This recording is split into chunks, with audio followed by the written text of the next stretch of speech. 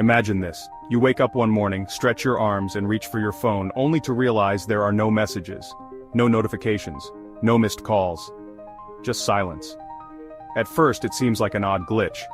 Maybe a momentary lapse in the ever-persistent digital hum of life. But then the silence stretches. Hours pass. Days. The world continues outside your window. Cars pass, people walk, conversations happen. But none of it includes you. It's as if you've become invisible.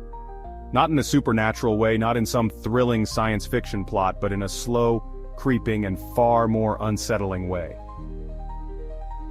At first, the solitude is manageable, even peaceful. A chance to disconnect, to breathe, but then something shifts. A voice in your head, one you've never really paid attention to, begins to grow louder. The silence, once a comfort, now presses against you. Your thoughts, unfiltered and raw, swirl unchecked. Who are you, without the reflections of others? Without a response, without validation, without the simple acknowledgement that you exist in someone else's mind.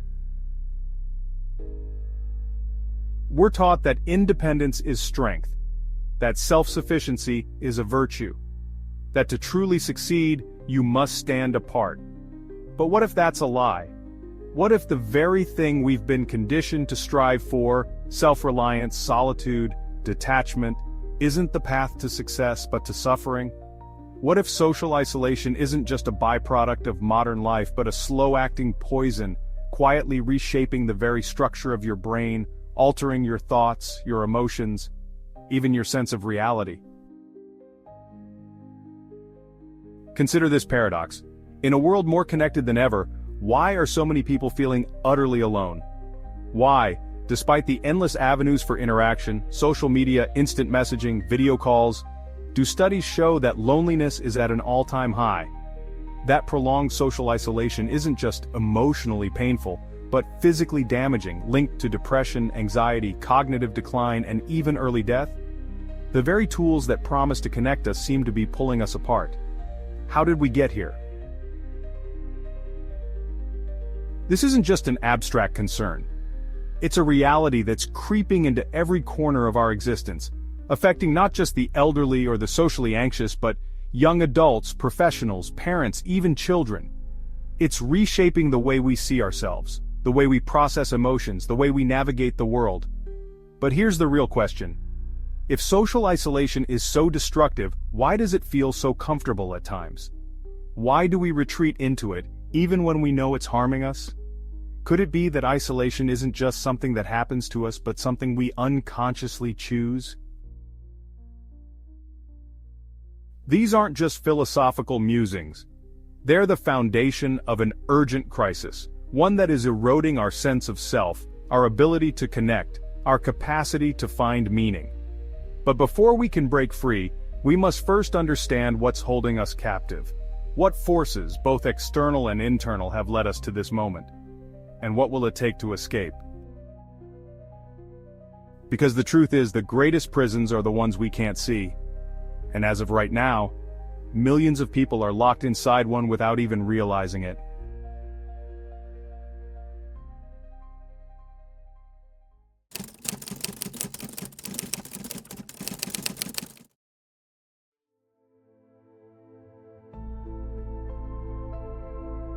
Where does this prison come from?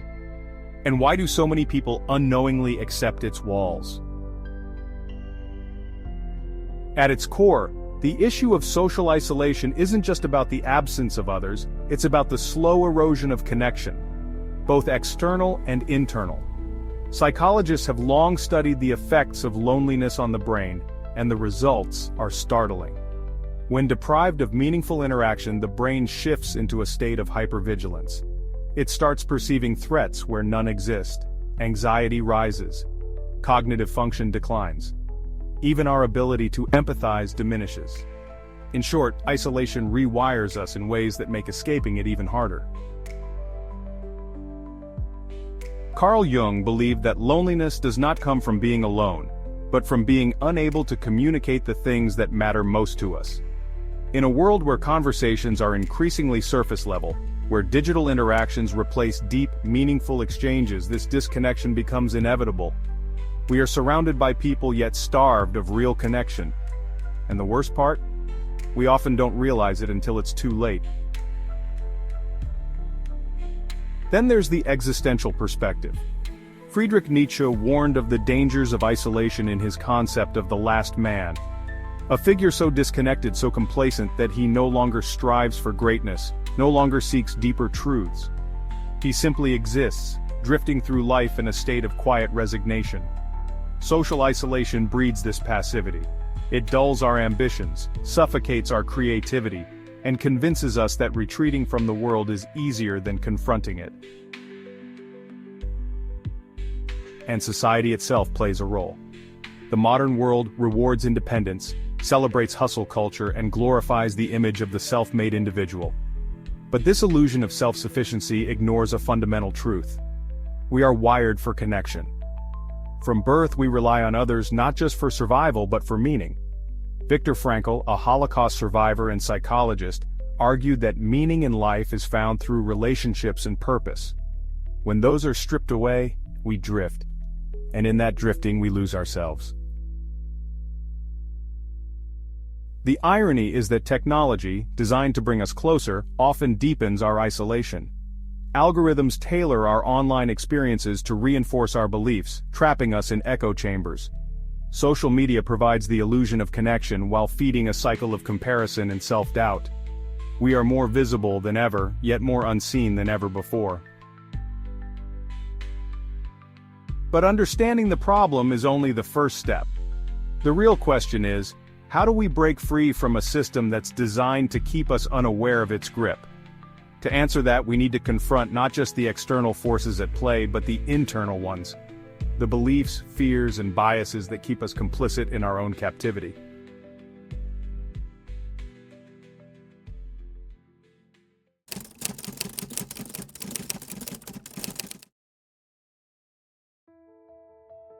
You sit alone in a quiet room, the weight of the silence pressing against your chest. It's not that you dislike solitude, at times it even feels safe, like a shield from the chaos of the world. But somewhere deep inside, a whisper lingers. Is this all there is? You've learned to live with the quiet, to make peace with the absence of voices calling your name. You scroll endlessly, watching other people live their lives, feeling like an outsider looking in. And yet, despite knowing that something isn't right, despite sensing the slow erosion of your own identity, you stay. Because the walls of isolation are strangely familiar. Because stepping out of them feels harder than staying inside. But what if the walls were never real?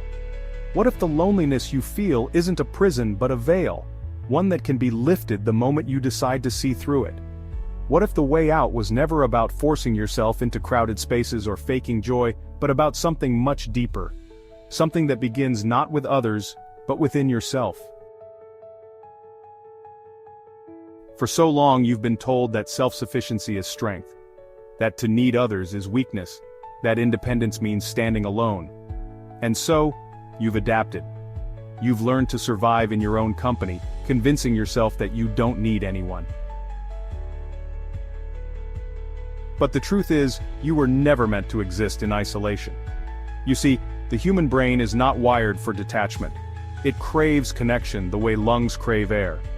When you are alone for too long, your body registers it as a threat, triggering survival instincts you don't even recognize. Your mind becomes restless, scanning for danger, finding threats where there are none. You grow anxious, withdrawn. The world begins to feel colder, harsher. And yet, you convince yourself that staying inside this bubble is safer than stepping out. Because stepping out means risk. Risk of rejection, risk of vulnerability, risk of confronting the very thing you've avoided for so long. But what if that fear isn't your own? What if it was planted in you by a world that profits from your isolation? A world that keeps you scrolling, consuming, numbing yourself with distractions rather than engaging with life? What if the very thing you're afraid of, connection, is the one thing that can set you free? You don't have to shatter the walls all at once. You don't have to throw yourself into the world before you're ready. The first step isn't about grand gestures. It's about the smallest, quietest rebellions against the isolation that has taken root in your mind. Maybe it starts with a simple act. Making eye contact with a stranger. Saying hello. Stepping outside just for a moment to feel the presence of other lives moving around you. Maybe it means stepping into a shared space, a cafe, a bookstore, a park, without the goal of meeting anyone, just to remind yourself that you exist in the same world as others. Maybe it's about curiosity, about shifting your focus from the thoughts in your head to the lives happening around you. Who is that person sitting across from you? What story do they carry? What pain do they have? What brings them joy? What are their dreams?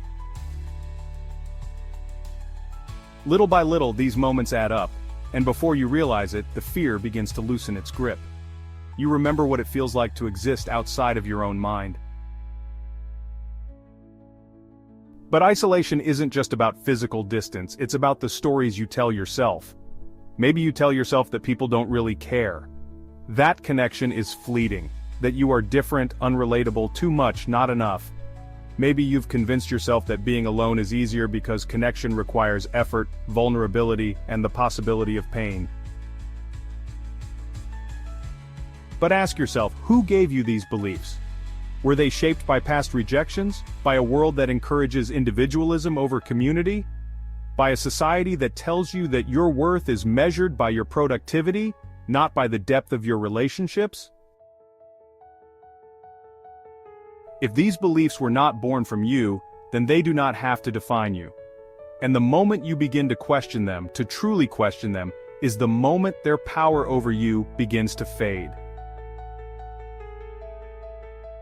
Loneliness isn't just the absence of people. It's the absence of meaning. It's the loss of shared laughter, of deep conversations, of knowing that your existence matters to someone else. And meaning isn't something you wait for.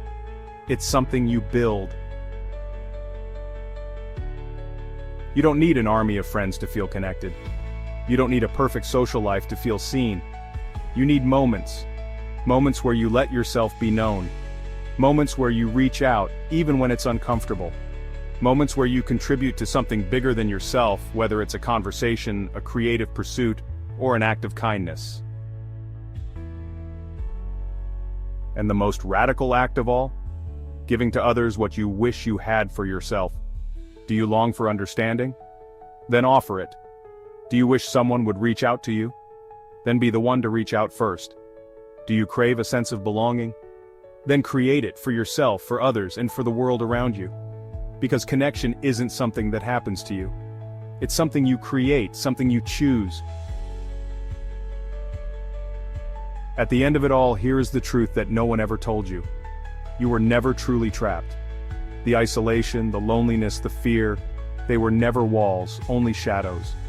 And now, with this awareness, you see them for what they are. You have always had the key. The only question left is, what will you do with it?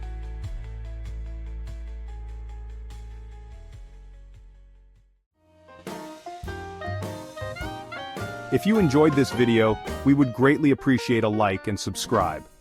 It will go a long way to help our channel. Thanks for watching. See you next time.